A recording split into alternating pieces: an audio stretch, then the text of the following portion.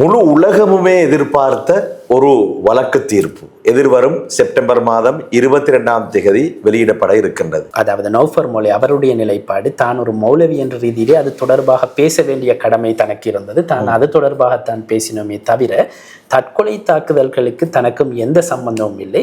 சஹரானை தனக்கு தெரியும், சஹரான் தனது உறவினர் ஒருவரை மனம் முடித்திருக்கிறார், எனவே அவரை எனக்கு தெரியும் என்ற விடயங்களை அவர் குறிப்பிட்டிருந்தார்.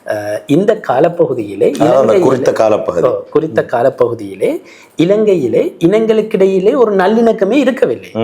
அப்படியானால் இருக்காத நல்லிணக்கத்தை நான் எப்படி சீர்குலைத்திருக்க முடியும்? இப்படி ஒரு குற்றச்சாட்டை என் மீது முன்வைத்திருக்கிறார்கள். தனக்கு பன்றி இறைச்சியை உணவாக உட்கொள்ள வற்புறுத்தினார்கள். உட்கொண்டதன் பின்னர் எப்படி டேஸ்டா இருந்துச்சா போன்ற கமெண்ட்ஸ்களை அவர்கள் கேட்டார்கள் போன்ற விடயங்களை அவர் நீதிமன்ற முன்னிலையிலே குறிப்பிட்டிருந்தார். இந்த விடயங்களை அவர் ஏற்கனவே புத்தளம் ட்ரையல் பாரிலும் 3 அடங்கிய நீதிபதிகள் குழாம் முன்னிலையிலும் குறிப்பிட்டிருந்தார். 24 பிரதிவாதிகளில் 23 பேர் பிரதிவாதி கூண்டிலிருந்து தங்களுடைய நிலைப்பாட்டை நீதிமன்றத்துக்கு டாக்கு ஸ்டேட்மெண்டாக கொடுத்தார்கள்.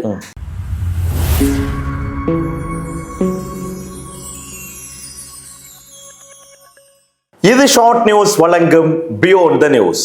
இன்று 2026ஆம் ஆண்டு ஆகஸ்ட் மாதம் 26ஆம் திகதி புதன்கிழமை. மிக அண்மையிலே ஈஸ்டர் தாக்குதல்கள் வழக்கு நிறைவுக்கு வந்திருக்கின்றது. கடந்த 5 வருடங்களாக விசாரிக்கப்பட்டு வந்த இந்த வழக்கில் 24 பிரதிவாதிகளுக்கு எதிரான தீர்ப்பு எதிர்வரக்கூடிய செப்டம்பர் மாதம் 22ஆம் திகதி வெளியிடப்படவிருக்கின்றது. இந்த நிலையிலே இந்த வழக்கு விசாரணைகளிலே குறிப்பாக இறுதி தவணையிலே என்ன விடயங்கள் பேசப்பட்டன என்பதை அலசுவதற்கு தயாராக இருக்கின்றோம். இன்றும் கூட புலனாய்வு பத்திரிகையாளர் சகோதரர் ஃபசீர் முகமது கலையகத்திலே இருக்கின்றார்.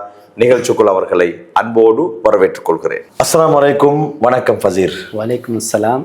வணக்கம். ஈஸ்டர் தாக்குதல்களுடைய வழக்கு விசாரணை ஒரு மாதிரியா நிறைவுக்கு வந்திருக்கின்றது. 5 ஆண்டுகள் ஒரு பிரதிவாதி மரணித்தும் இருக்கின்றார் அல்லவா? சொல்லுங்கள், இறுதி தவணையிலே என்னென்ன விடயங்கள் பேசப்பட்டன? இறுதி தவணைக்கு வருவதற்கு முன்னர் இந்த வழக்கு தொடர்பாக ஒரு சுருக்கமான அறிமுகத்தை செய்து கொள்வோம். ஏனென்றால் பார்ப்பவர்களுக்கு விளங்கிக் கொள்ள இலகுவாக இருக்கும். உயிர்த்த ஞாயிறு தின தாக்குதல்கள் 2019 ஏப்ரல் 21ஆம் தேதி நடந்த பின்னர் அது தொடர்பாக நிறைய பேர் கைது செய்யப்பட்டார்கள். குற்றப்புலனாய்வு திணைக்களம், பயங்கரவாத தடுப்பு மற்றும் விசாரணை பிரிவு, ஏனைய போலீஸ் பிரிவுகள் ஊடாக பலர் கைது செய்யப்பட்டார்கள். இவ்வாறு கைது செய்யப்பட்டவர்கள் தொடர்பாக நீண்ட விசாரணைகள் முன்னெடுக்கப்பட்டிருந்தன. அதன் பின்னர் சட்டமா அதிபர் கடந்த 2021ஆம் ஆண்டு ஆகஸ்ட் 10ஆம் தேதி கொழும்பு மேல் நீதிமன்றத்திலே 25 பேருக்கு எதிராக 23,270 குற்றச்சாட்டுகளின் கீழ் குற்றப்பகிர்வு பத்திரத்தை எண்ணிக்கையை மீண்டும் ஒரு முறை சொல்லுங்க. 23,270. இதிலே பயங்கரவாத தடை சட்டத்தின் கீழ் இந்த குற்றச்சாட்டுகள் முன்வைக்கப்பட்டிருக்கின்றன. குறிப்பாக சதி செய்தமை, உதவியொத்தாசை புரிந்தமை, 268 பேரின் மரணத்தை ஏற்படுத்துவதற்கு உதவியொத்தாசை புரிந்தமை, சதி செய்தமை, மேலும் கொலை முயற்சி தொடர்பாக 594 பேரினுடைய கொலை முயற்சி தொடர்பான குற்றச்சாட்டுகள், வெடிப்பொருட்களை சேகரித்தமை, மறைத்து வைத்திருந்தமை போன்ற குற்றச்சாட்டுகள் இந்த குற்றப்பகிர்வு பத்திரம் ஊடாக முன்வைக்கப்பட்டிருக்கின்றன. இவை பயங்கரவாத தடை சட்டத்தின் கீழ் முன்வைக்கப்பட்டிருக்கக்கூடிய குற்றச்சாட்டுகள். இந்த குற்ற பகிர்வு பத்திரம் தொடர்பாக அல்லது இந்த 23,270 குற்றச்சாட்டுகளை நிரூபிப்பதற்காக வழக்கு தொடர்னர் சட்டமா அதிபர் அந்த குற்றப்பகிர்வு பத்திரத்திலே 2,500க்கும் மேற்பட்ட சாட்சியாளர்களை பட்டியலிட்டிருந்தார். அதிலே முதன்மை சாட்சியாளர்கள் ஒருவராக சுரேஷ் சாலை கூட பெயரிடப்பட்டிருந்தார். அதன் பின்னர் சாலையிலே சிகிச்சை பெற்று வருகிறார். இப்போது அந்த 2021ஆம் ஆண்டு இந்த குற்றப்பகிர்வு பத்திரம் தாக்கல் செய்யப்படுகின்ற பொழுது அவர் ஒரு சாட்சியாளர் மட்டும்தான். அங்கே ஒரு சாட்சியாளராக அவர் பெயரிடப்பட்டிருந்தாலும் அவர் சாட்சியம் வழங்குவதற்கு அழைக்கப்படவில்லை. ஆரம்பத்திலே முயற்சிகள் முன்னெடுக்கப்பட்டிருந்தாலும் ஆரம்பத்திலே பிரதிவாதிகள் சார்பாக ஆஜரான சிரேஷ்ட சட்டத்தரணிகளான ருஷ்டி ஹபீப், என்எம் சஹீத் போன்ற சட்டத்தரணிகள் அதற்கு எதிர்ப்பு தெரிவித்திருந்தார்கள். சுரேஷ் தலைவனுடைய சாட்சியத்தை நெறிப்படுத்துவது தொடர்பாக. அதன் பின்னர் அந்த முயற்சி கைவிடப்பட்டிருந்தது. உண்மையிலேயே 21ஆம் ஆண்டு இந்த குற்றப்பகிர்வு பத்திரம் தாக்கல் செய்யப்பட்டாலும் இந்த வழக்கு விசாரணைகள் என்னமோ ஆரம்பிக்கப்பட்டது 2023ஆம் ஆண்டு. 2023 பிப்ரவரி மாதம் தான் அப்போது கொழும்பு மேல் நீதிமன்றத்தினுடைய தலைமை நீதிபதியாக இருந்த தமித் தொட்டவத்த, அதே போன்று அமல் ரணராஜா நீதிபதி, அதே போன்று நவரத்ன மாரசிங்க ஆகியோர் அடங்கிய மூவர் அடங்கிய சிறப்பு நீதிபதிகள் அமர்வு முன்னிலையிலேயே முதல் முறையாக 2023ஆம் ஆண்டு பிப்ரவரி மாதம் இந்த குற்றப்பகிர்வு பத்திரத்தில் இருக்கக்கூடிய குற்றச்சாட்டுகள் பிரதிவாதிகளுக்கு கையளிக்கப்பட்டு வாசித்து காட்டப்பட்டிருந்தன. இது இந்த தாமதத்து இந்த 2021ஆம் ஆண்டு ஆகஸ்ட் மாதம் முதல் 2023 பிப்ரவரி மாதம் வரையிலே எந்த விசாரணை நடவடிக்கைகளும் நடக்கவில்லை. அவர்கள் சும்மா சிறைச்சாலையில் இருந்தார். அதற்கு காரணம் இருக்கிறது. அதாவது 23,270 குற்றச்சாட்டுகள் அடங்கிய குற்றப்பகிர்வு பத்திரம் சிங்கள மொழியிலே தான் முதலிலே தாக்கல் செய்யப்பட்டது. அதன் பின்னர் இதிலே பெரும்பாலான பிரதிவாதிகளுக்கு சிங்கள மொழி தொடர்பான பரிச்சயம் இல்லை. அவர்கள் தமிழ் மொழியிலே அதனை கோரினார்கள். எனக்கு ஞாபகம் இருக்கிறது குறிப்பாக நௌஃபர் மௌலவி அவருக்கு இந்த பத்திரிகை கையளிக்கப்பட்ட நேரத்தில் அவர் எனக்கு இதனை வாசிக்க முடியாது என்று சொல்லியிருந்தார் அல்லவா? அது அவர்களுடைய உரிமை. எந்த ஒரு வழக்கிலும் பிரதிவாதிகளுக்குரிய உரிமை, ஒரு குடிமகனுடைய உரிமை, அவரது தாய்மொழியிலே குறித்த ஆவணத்தை, குறித்த குற்றப்பகிர்வு பத்திரத்தை பெற்றுக்கொள்வதற்கு அவருக்கு அந்த உரிமை இருக்கிறது. அது இந்த வழக்கில் மட்டுமல்ல, எந்த ஒரு வழக்கிலும் அந்த உரிமை இருக்கிறது. அவ்வாறான பின்னணியில் தான் அந்த 23,270 குற்றச்சாட்டுகள், சான்று பத்திரங்களில் இருக்கக்கூடிய விடயங்கள் உள்ளிட்ட அனைத்து ஆவணங்களையும் தமிழிலே மொழிபெயர்த்து வழங்குவதற்கு அவர்களுக்கு ஒரு காலம் சென்றது. அதிலே 25வது பிரதிவாதி தனக்கு ஆங்கில மொழியிலே அது வேண்டும் என்று சொன்னார். அதாவது தனக்கு பரிச்சயமான மொழி ஆங்கிலம், எனவே ஆங்கில மொழியிலே தனக்கு அது என்று அவ்வாறு நிலையில் அதனை ஆங்கில மொழியிலும் மொழிபெயர்க்க வேண்டிய தேவை இருந்தது. இவ்வாறு பல தேவைகள் காரணமாக அவர்களுக்கு அந்த வழக்கு விசாரணைகள் குற்றப்பகிர்வு பத்திரம் தாக்கல் செய்யப்பட்ட தினத்திலிருந்து சில வருடங்கள் சென்றன அந்த குற்றச்சாட்டுகளை வாசித்து காட்டுவது. இவ்வாறு 2023 பிப்ரவரி மாதம் குற்றப்பகிர்வு பத்திரம் வாசித்து காட்டும் நடவடிக்கைகள் ஆரம்பிக்கப்பட்டாலும் உடனடியாக முழுமையான குற்றப்பகிர்வு பத்திரம் அவர்களுக்கு வாசித்து காட்டப்படவில்லை பிரதிவாதிகளுக்கு. அதாவது பிரிதொரு நாங்கள் வேறு ஒரு குற்றவியல் வழக்கை எடுத்துக்கொண்டால், உதாரணமாக குற்றப்பகிர்வு பத்திரத்தில் இருக்கக்கூடிய குற்றச்சாட்டுகள் அவ்வாறே குற்றவாளிக்கு வாசித்து காட்டப்பட்டு நீங்கள் குற்றவாளியா நிரபராதியா என்று அவரிடம் கேட்கப்படும். அதன் பின்னர் அவர்கள் சொல்லுகின்ற பதிலை வைத்துத்தான் அவர்கள் குற்றத்தை ஒப்புக்கொண்டால் அதற்குரிய தண்டனை விவரங்களை நீதிபதி அறிவிப்பார். அப்படி இல்லை, நிரபராதி என்று சொன்னால் அதில் இருக்கக்கூடிய சாட்சியாளர்களை அழைத்து சாட்சி நெறிப்படுத்தலை முன்னெடுத்து குறுக்கு விசாரணைகளை செய்து அந்த வழக்கு விசாரணை தொடரும். இதுதான் சாதாரணமாக ஒரு வழக்கு விசாரணை நடக்கும் முறைமை. இப்படி இந்த வழக்கை பொறுத்தவரையிலே 23,270 குற்றச்சாட்டு ஒருவர் மீது இருக்கிறது.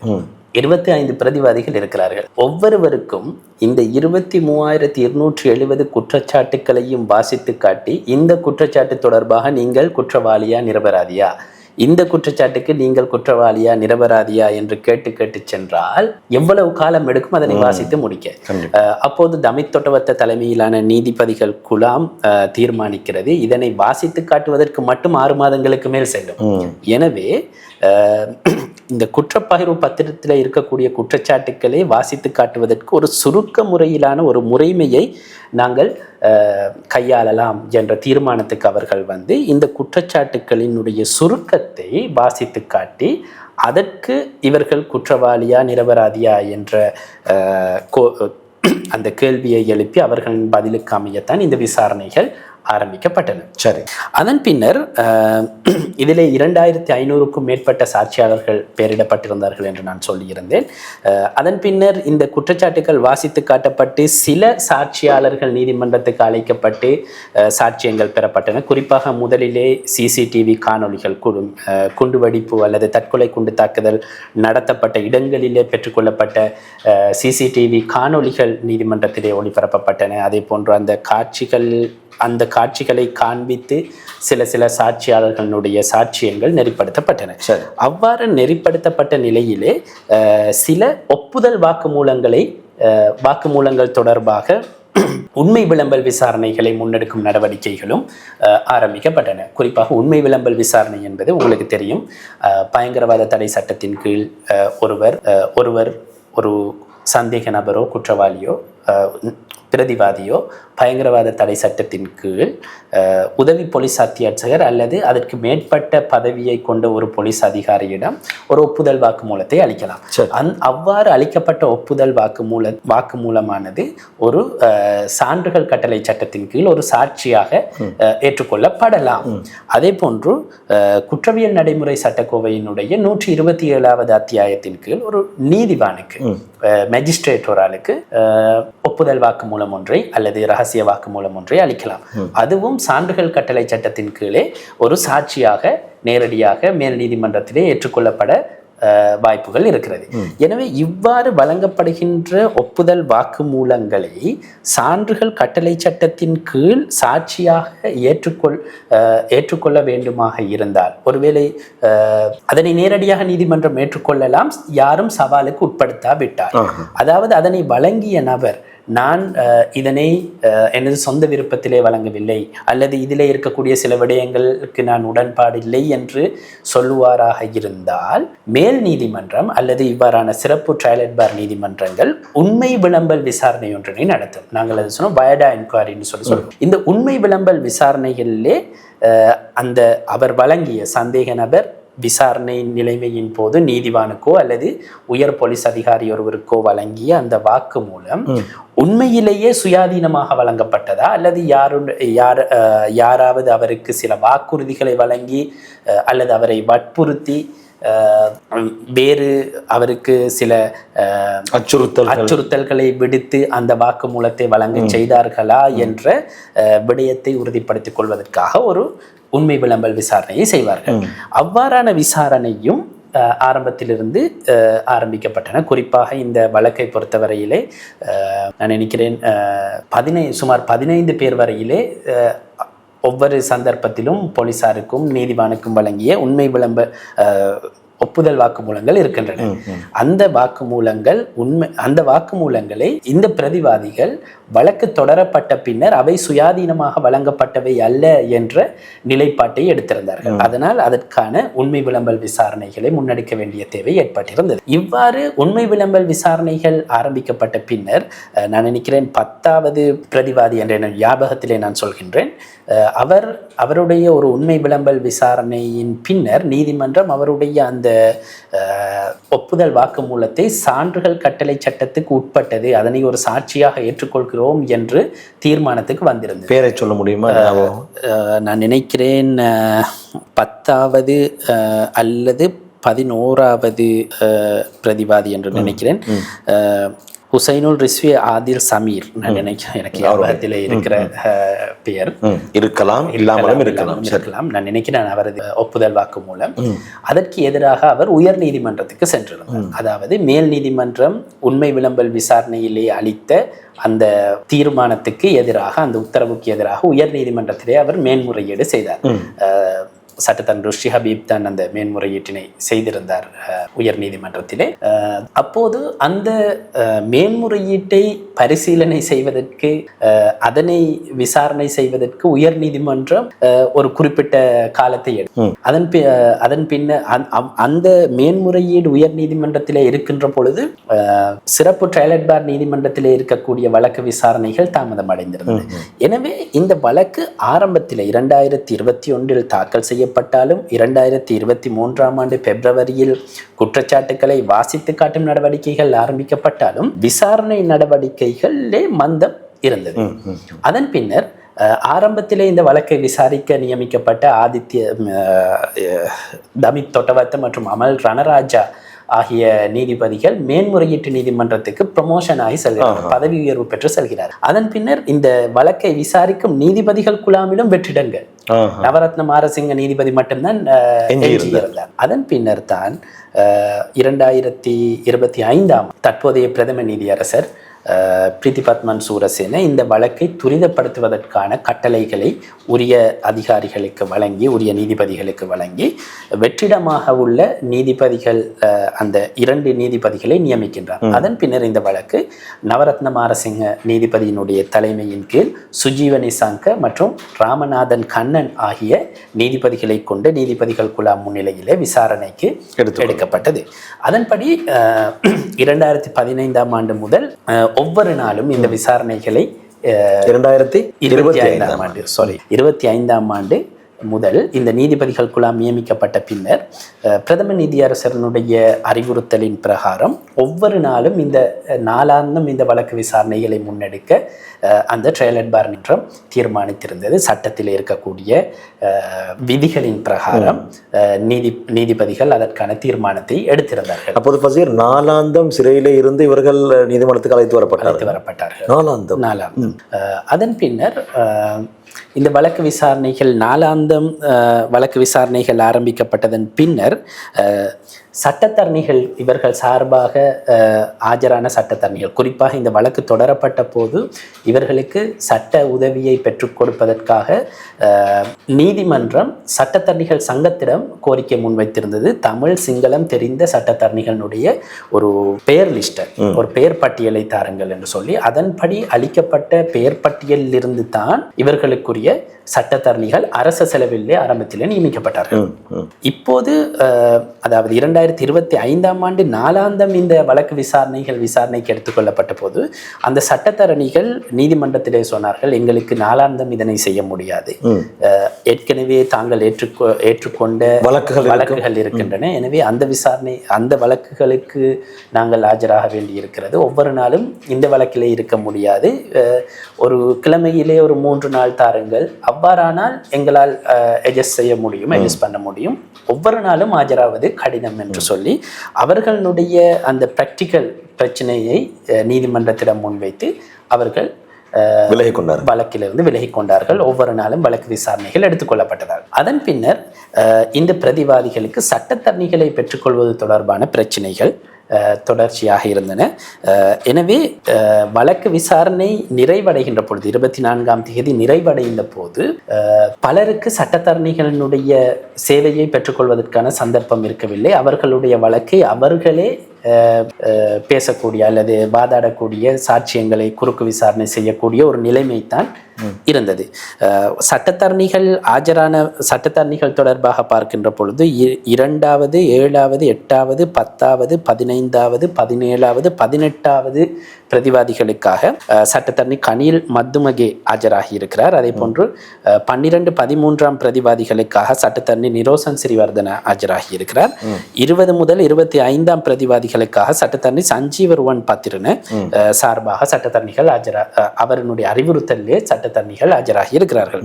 இது இல்லாமல் 1வது பிரதிவாதி நௌஃபர் மௌலவி, 3வது பிரதிவாதி மில்ஹான், 4வது, 5வது பிரதிவாதிகள் ஹக் பிரதர்ஸ், அதாவது சாதிக் அப்துல்லா, ஷாஹித் அப்துல் ஹக் ஆகியவர்கள், 6வது பிரதிவாதி, 9வது பிரதிவாதி, 11வது பிரதிவாதி, 14வது பிரதிவாதி, 16வது பிரதிவாதிகளுக்கு இறுதி வரை சட்டத்தரணிகள் இல்லை. அவர்கள் தங்களுடைய வழக்கை தாங்களே சென்றார்கள்.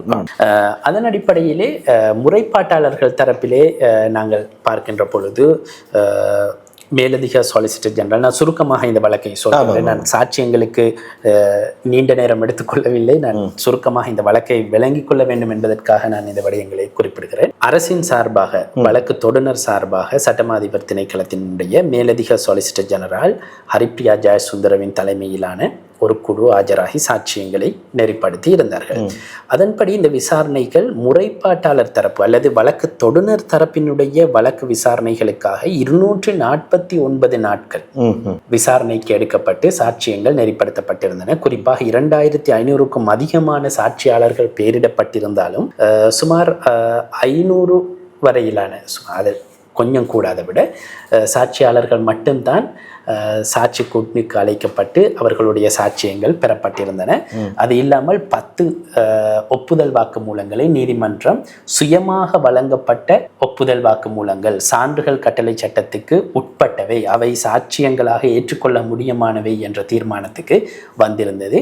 ஒருவருடைய குற்ற ஒப்புதல் வாக்குமூலத்தை சான்றுகள் கட்டளை சட்டத்தின் கீழ் ஏற்றுக்கொள்ள முடியாது என்று நீதிமன்றம் நிராகரித்திருந்தது.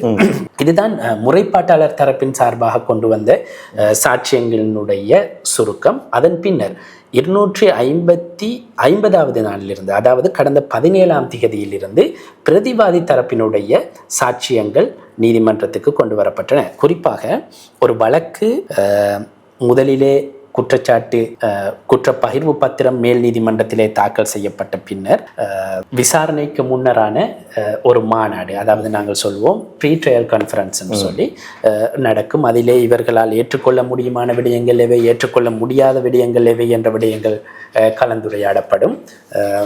அதன் பின்னர் குற்றப்பகிர்வு பத்திரம் அவர்களுக்கு வாசித்து காட்டப்படும். அதிலே அவர்கள் குற்றவாளியா நிரபராதியா என்று அவர்கள் கேட்கப்படும்.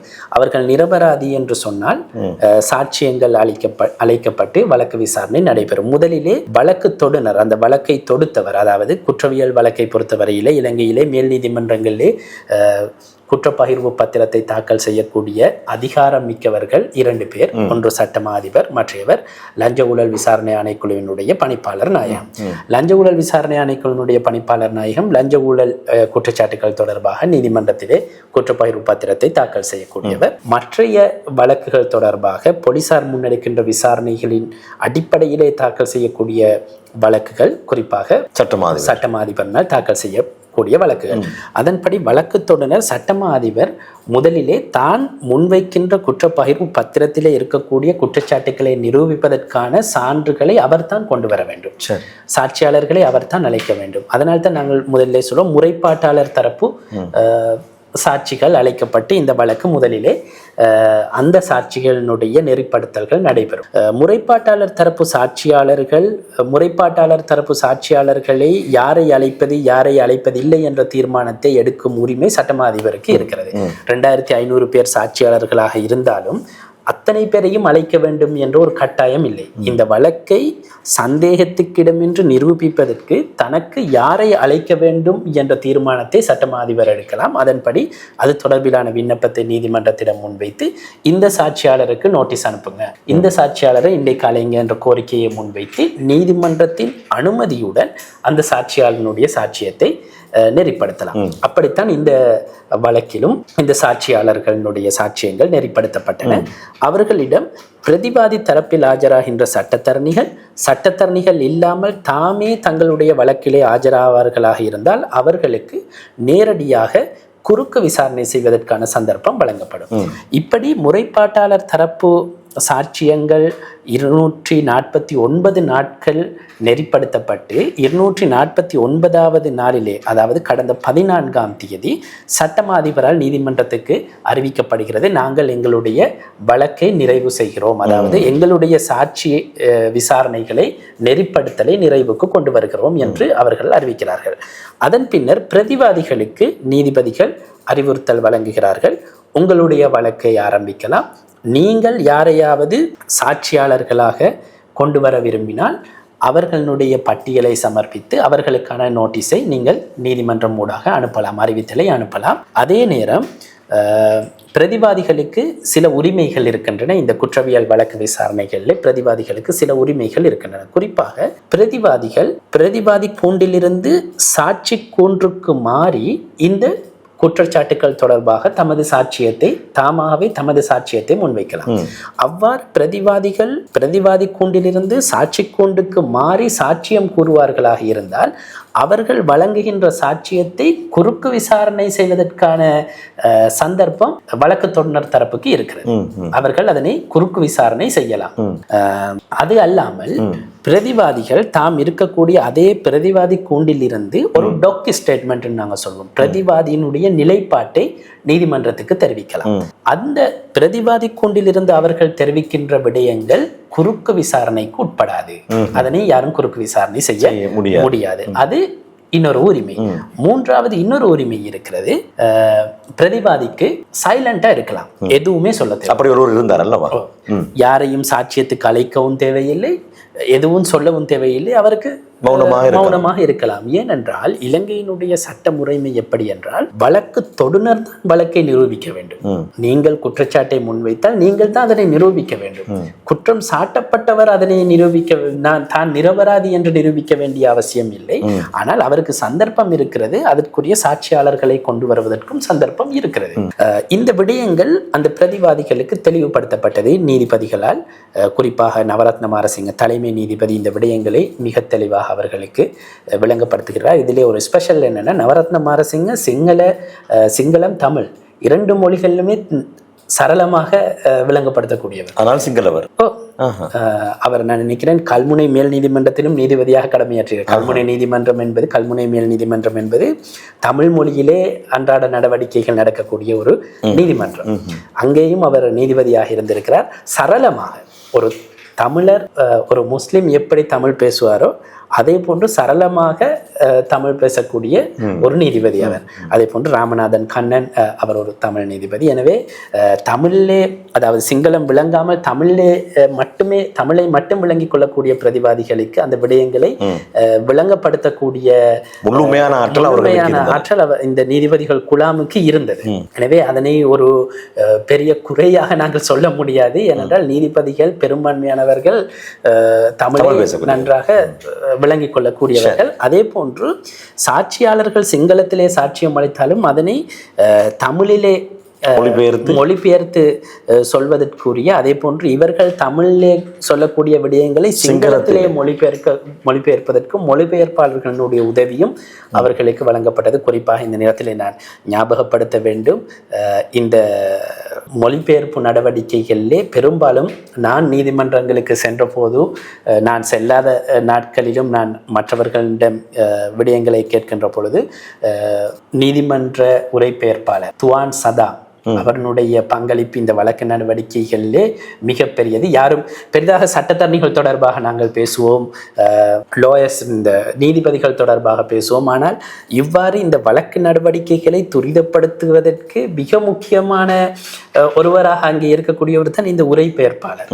அவனுடைய செயற்பாட்டையும் நாங்கள் சொல்ல வேண்டும். அதனால் தான் நான் அவருடைய பெயரை ஞாபகப்படுத்தினேன். அவர் தான் பெரும்பாலும் இன்னும் மாறி மாறி சில நாட்களிலே வேறு மொழிபெயர்ப்பாளர்கள் உரைபெயர்ப்பாளர்கள் வருவார்கள். ஆனாலும் பெரும்பாலான நாட்களிலே ஆரம்பத்திலிருந்து இந்த மொழிபெயர்ப்பு நடவடிக்கைகளிலே, அதாவது குற்றச்சாட்டு வாசித்து காட்டும் நாளிலிருந்து அவருடைய பங்களிப்பு இருந்தது.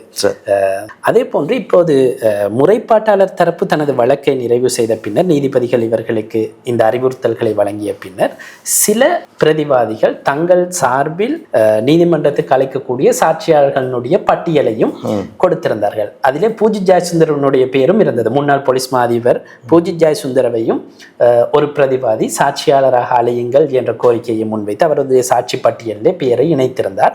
ஆனாலும் பின்னர் அவர் அதனை வாபஸ் வாங்கியிருந்தார். அவரை அழைக்க வேண்டிய அவசியம் இல்லை என்று அவர் நீதிமன்றத்துக்கு தெரிவித்ததால் பின்னர் பூஜித் ஜெயசுந்தர சாட்சியத்துக்கு அழைக்கப்படவில்லை. அதே போன்று நான் சொன்னேன்,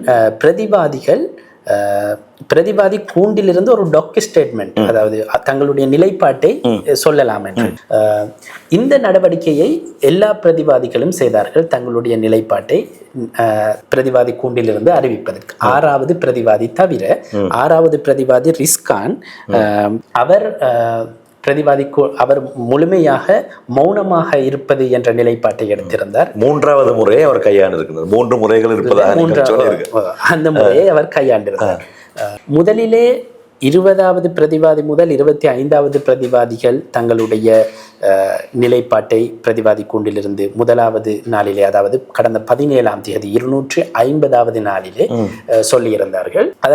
அதே போன்று முதலாவது பிரதிவாதி நௌஃபர் மௌலவியும் அன்றைய தினம் மிக நீண்ட தனது நிலைப்பாட்டை நீதிமன்றத்திலே பிரதிவாதி கூண்டிலிருந்து ஒரு டாக்கு ஸ்டேட்மெண்ட்டாக கொடுத்திருந்தார். அதிலே தான் நான் அந்த டாக்கு ஸ்டேட்மெண்ட்ல என்ன இருந்தது என்று சொல்லி மிக நீண்ட விளக்கங்களை கொடுக்க விரும்பவில்லை. இப்போதும் எல்லோருக்கும் தெரியும் அந்த விடயங்கள். அதிலே நௌஃபர் மௌலவி சொல்லியிருந்தார், தனக்கும் இதற்கும் எந்த சம்பந்தமும் இல்லை, நாட்டிலே நடந்த சில முஸ்லிம்களுக்கு எதிரான வெறுப்புணர்வு நடவடிக்கைகள் தொடர்பாக அவர் ஞாபகப்படுத்தி இவ்வாறான நடவடிக்கைகள் முஸ்லிம் சமூகத்துக்கு மத்தியிலே சில மாற்று நடவடிக்கைகள் தொடர்பாக சிந்திப்பதற்கான விடயங்களை சொல்லியிருந்தது. இது தொடர்பாக நாங்கள் இவ்வாறு முஸ்லிம் சமூகத்துக்கு இழைக்கப்பட்ட அநீதிகள் தொடர்பாக நாங்கள் அதாவது நௌஃபர் மௌலவி அவருடைய நிலைப்பாடு தான் ஒரு மௌலவி என்ற ரீதியிலே அது தொடர்பாக பேச வேண்டிய கடமை தனக்கு இருந்தது. தான் அது தொடர்பாகத்தான் பேசினோமே தவிர தற்கொலை தாக்குதல்களுக்கு தனக்கும் எந்த சம்பந்தமும் இல்லை. சஹ்ரானை தனக்கு தெரியும். சஹ்ரான் தனது உறவினர் ஒருவரை மனம் முடித்திருக்கிறார், எனவே அவரை எனக்கு தெரியும் என்ற விடயங்களை அவர் குறிப்பிட்டிருந்தார். அதாவது அதிலே ஒரு இன்ட்ரெஸ்டான விடயம் ஒன்றை அவர் சொல்லியிருந்தார். அவர் தன் மீது சுமத்தப்பட்டிருக்கக்கூடிய எல்லா குற்றச்சாட்டுகளையும் நிராகரித்து ஒரு குறிப்பிட்ட ஒரு விடயத்தை சொல்லியிருந்தார். தனக்கு எதிராக இனங்களுக்கிடையே நல்லிணக்கத்தை சீர்குலைத்ததாக ஒரு குற்றச்சாட்டு முன்வைக்கப்பட்டிருந்தது. அதாவது குற்றப்பத்திரிகைகளிலே இந்த குற்றச்செயல் நடந்த காலப்பகுதி குறிப்பிடப்படும். சரி, இப்ப இதிலே குறிப்பிடப்பட்டிருக்கக்கூடிய காலப்பகுதியிலே தான் அந்த குற்றச்சாட்டுக்களை அவர் செய்ததாக அந்த குற்றப்பத்திரிகையிலே குற்றப்பகிர்வு பத்திரத்திலே குறிப்பிடப்பட்டிருக்கும். அப்போது நௌஃபர் மௌலவி தனது பிரதிவாதி கொண்டிலிருந்து வழங்கிய டாக் ஸ்டேட்மெண்ட்ல சொல்கிறார், இந்த காலப்பகுதியிலே குறித்த காலப்பகுதியிலே இலங்கையிலே இனங்களுக்கிடையிலே ஒரு நல்லிணக்கமே இருக்கவில்லை. அப்படியானால் இருக்காத நல்லிணக்கத்தை நான் எப்படி சீர்குலைத்திருக்க முடியும்? இப்படி ஒரு குற்றச்சாட்டை என் மீது முன்வைத்திருக்கிறார்கள் என்று ஒரு விடயத்தை சொன்னார். அது நீதிமன்றத்திலே பரவலாக எல்லோர் மத்தியில் பேசப்பட்டது. அதனால் தான் அதனை ஞாபகப்படுத்துகிறேன். அதன் பின்னர் 18ஆம் தேதி 251வது நாள் மேலும் சில பிரதிவாதிகள் தங்களுடைய ஸ்டேட்மெண்ட்டை வழங்கியிருந்தார்கள். குறிப்பாக 2வது பிரதிவாதி கஃபூர் மாமா, 3வது பிரதிவாதி உள்ளிட்டவர்கள் அன்றைய தினம் வழங்கியிருந்தார்கள். குறிப்பாக கஃபூர் மாமாவினுடைய டாக்டர் ஸ்டேட்மெண்ட்டிலே சில விடயங்களை அவர் சொல்லியிருந்தார். அவர் இதற்கு முன்னர் அது தொடர்பாக புத்தளம் வனாத்துவில்லு வெடிபொருள் மீட்பு விவகாரம் தொடர்பாக விசாரிக்கும் 3 கொண்ட நீதிபதிகள் குழாம் முன்னிலையிலும் இந்த விடயங்களை அவர் சொல்லி சாட்சியமாக குறிப்பிட்டிருந்தார். தனது ஒப்புதல் வாக்கு மூலம் தொடர்பாக நடந்த அந்த வழக்கிலே நடந்த உண்மை விளம்பல் விசாரணையிலே குறிப்பிட்டிருந்தார். எனவே எனக்கு அந்த விடயங்கள் நன்றாக ஞாபகத்தில் இருக்கிறது. அதே விடயங்களை அவர் இந்த நீதிமன்றம் முன்னிலையிலும் குறிப்பிடுகின்றார். குறிப்பாக தன்னை கைது செய்த பின்னர் தன்னை எவ்வாறு நடத்தினார்கள், தன்னை துன்புறுத்தித்தான் தன்னிடம் வாக்குமூலம் பெற்றார்கள் போன்ற விடயங்களை குறிப்பிட்டிருந்தார். குறிப்பாக தனக்கு பன்றி இறைச்சியை உணவாக உட்கொள்ள வற்புறுத்தினார்கள். உட்கொண்டதன் பின்னர் எப்படி டேஸ்டா இருந்துச்சா போன்ற கமெண்ட்ஸ்களை அவர்கள் கேட்டார்கள் போன்ற விடயங்களை அவர் நீதிமன்றம் முன்னிலையிலே குறிப்பிட்டிருந்தார். இந்த விடயங்களை அவர் ஏற்கனவே புத்தளம் ட்ரையல் பாரிலும் 3 அடங்கிய நீதிபதிகள் குழாம் முன்னிலையிலும் குறிப்பிட்டிருந்தார். அந்த நீதிபதிகள் குழாம் முன்னிலையிலே நடக்கும் வனாத்துவில்லு வெடிபொருள் மீட்பு விவகாரம் தொடர்பிலான வழக்கிலே கஃபூர் மாமா குற்றப்புலனாய்வு திணைக்களத்தினுடைய உதவி போலீஸ் அத்தியட்சகர் ஒருவருக்கு வழங்கியதாக கூறப்படுகின்ற ஒப்புதல் வாக்குமூலத்தை ஒரு சாட்சியமாக ஏற்றுக்கொள்ள முடியாது என்று அந்த நீதிமன்றம் தீர்மானித்திருந்தது. காரணம், இவரை துன்புறுத்தித்தான் அதனை எடுத்திருக்கிறார்கள் என்ற ஒரு, அதாவது துன்புறுத்தாமல் நியாயமான முறையிலே சுயாதீனமாக அந்த வாக்குமூலம் பதிவு செய்யப்பட்டதாக கொள்ள முடியாது என்ற தீர்மானத்துக்கு அந்த நீதிபதிகள் குழாம் வந்திருந்தார்கள். எனவே அவர்கள் அந்த விடயத்தை, அதாவது கஃபூர் மாமாவினுடைய ஒப்புதல் வாக்குமூலத்தை புத்தளம் ட்ரையல் பார் நீதிமன்றம் நிராகரித்திருந்தது, சாட்சியமாக ஏற்றுக்கொள்ள முடியாது என்று. அதன் போது அவர் குறிப்பிட்ட அத்தனை விடயங்களையும் அவர் இங்கும் குறிப்பிட்டிருந்தார். இப்படியெல்லாம் நடந்தது என்று சொல்ல, அதனால என்னவோ கஃபூர் மாமாவினுடைய ஒப்புதல் வாக்கு மூலம் இந்த நீதிமன்றம் முன்னிலையிலே, அதாவது நவரத்ன மாரசிங்க தலைமையிலான 3 அடங்கிய நீதிபதிகள் குழாம் முன்னிலையிலே உண்மை விளம்பல் விசாரணைக்கோ அல்லது சாட்சியமாக முன்வைக்கவோ முறைப்பாட்டாளர் தரப்பு முன்வரவில்லை. காரணம், அதற்கு காரணங்கள் இருக்கின்றன. குறிப்பாக ஒரு ஒப்புதல் வாக்கு மூலம் ஒரு மேல் நீதிமன்றத்தால் நிராகரிக்கப்படுகின்ற பொழுது அதனை இன்னொரு மேல் நீதிமன்றத்திலே பயன்படுத்த முடியாது. அது சட்டத்தரணிகள் பொதுவாக அறிந்த விடயம். அதனால என்னவோ சட்டமாதிபர் திணைக்களம் அதனை ஒரு சான்றாக இங்கே முன்னிலைப்படுத்துவதற்கு முயற்சிகளை எடுக்கவில்லை.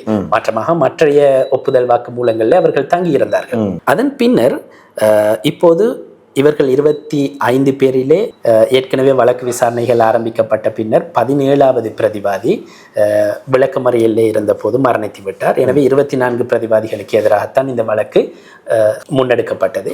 24 பிரதிவாதிகளில் 23 பேர் பிரதிவாதி கூண்டிலிருந்து தங்களுடைய நிலைப்பாட்டை நீதிமன்றத்துக்கு டாக்கு ஸ்டேட்மெண்ட்டாக கொடுத்தார்கள். ஒரு பிரதிவாதி அதனை மௌனமாக இருந்தார். இதிலே டாக்கு ஸ்டேட்மெண்ட்டை வழங்குகின்ற பொழுதும் பெரும்பாலானவர்கள் தமிழ் மொழியிலே டாக்கு ஸ்டேட்மெண்ட் தனது நிலைப்பாட்டை அறிவித்தார்கள். சிங்கள மொழியிலே சிலர் இதனை தனது நிலைப்பாட்டை அறிவித்தார்கள். 25வது பிரதிவாதி ஆங்கில மொழியிலே அதனை வழங்கி இருந்தார். அதன் பின்னர் பிரதிவாதிகள் தரப்பிலே தாக்கல் செய்யப்பட்ட சாட்சியாளர்கள் பட்டியலின் அடிப்படையிலே 30 சாட்சியாளர்கள் அழைக்கப்பட்டு அவர்களுடைய சாட்சியங்கள் பெறப்பட்டன. அவர்கள் குறுக்கு விசாரணைக்கு உட்படுத்தப்பட்டார்கள். குறித்த அதே தினத்திலேயா? அடுத்தடுத்த தினங்களில் அதாவது 249 நாட்கள் முறைப்பாட்டாளர் தரப்பு சாட்சி நெறிப்படுத்தல் நடந்தன. அதன் பின்னர் 3 நாட்கள் டாக்கு ஸ்டேட்மெண்ட்களுக்காக செலவழிக்க, அதாவது பிரதிவாதிகள் தங்களுடைய நிலைப்பாட்டை பிரதிவாதி கூண்டிலிருந்து அறிவிப்பதற்காக 3 நாட்கள் சென்றன. அதன் பின்னர் பிரதிவாதி தரப்பிலே முன்வைக்கப்பட்ட சாட்சியாளர்கள் பட்டியலிலே பெயரிடப்பட்டிருந்த பிரதிவாதிகள் அழைப்பதற்கு விரும்பிய சாட்சியாளர்கள் அறிவித்தல் அனுப்பப்பட்டு அழைக்கப்பட்டு அவர்களுடைய சாட்சியங்கள் பெறப்பட்டன. அவர்களுடைய சாட்சியம் பெரும்பாலும் வைத்தியர்கள், சட்ட வைத்திய அதிகாரிகள் போன்றவர்கள், குற்றப்புலனாய்வு திணைக்களத்தினுடைய பொறுப்பு அதிகாரி போன்றவர்கள் தான் சாட்சியத்துக்காக அழைக்கப்பட்டார்கள். அதன் பின்னர் சுமார் 255 நாட்கள் இந்த வழக்கு விசாரணைகள் நடந்து கடந்த திங்கட்கிழமை 24ஆம் தேதி மாலை 6 மணிக்கு இந்த வழக்கு விசாரணைகள் நிறைவு செய்யப்படுகின்றன. நிறைவு செய்யப்பட்டு செப்டம்பர் மாதம் 22ஆம் தேதி இந்த வழக்கினுடைய தீர்ப்பை அறிவிப்பதற்கு நீதிமன்றம் தீர்மானிக்கிறது.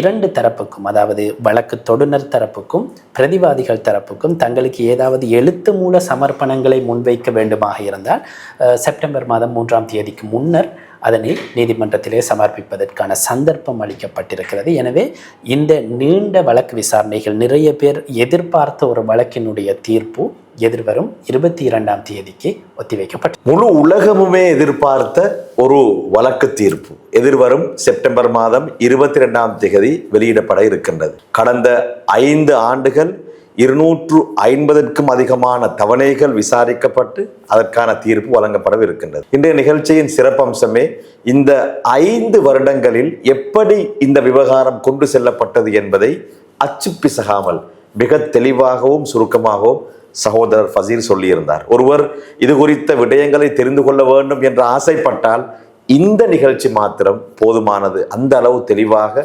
ஞாபகத்தோடு மிக சிறப்பான முறையிலே முன்வைத்திருந்தார். எனவே எதிர்வரக்கூடிய செப்டம்பர் மாதம் 22ஆம் தேதி வரலாற்று முக்கியத்துவம் வாய்ந்த இந்த தீர்ப்பு எப்படி அமையப்போகிறது என்பதை பொறுத்திருந்தே பார்க்க வேண்டும். எது எவ்வாறாக இருந்தாலும் இன்றும் கூட எங்களுடைய கலையகத்திற்கு வந்து விரிவாகவும் தெளிவாகவும் நடைபெற்ற இந்த வழக்கு விசாரணைகள் குறித்த தன்னுடைய பார்வையை வழங்கிய புலனாய்வு பத்திரிகையாளர் சகோதரர் ஃபசீருக்கு நன்றிகளை தெரிவித்துக் கொள்கின்றேன். ரொம்ப நன்றி ஃபசீர். நன்றி.